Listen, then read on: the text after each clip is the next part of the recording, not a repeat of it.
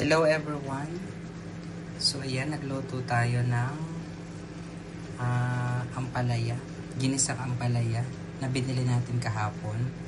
So ayan, madami akong ginawa kasi syempre masustansya po itong ating ampalaya. Kaya kailangan natin maging healthy living habang tayo ay medyo nagkakaedad na, nagiging mature na, diba? Age is only a number but we need to be healthy. Diba? So, para sa mga bitter, diyan, ito ang ampalaya ng bonggang-bongga.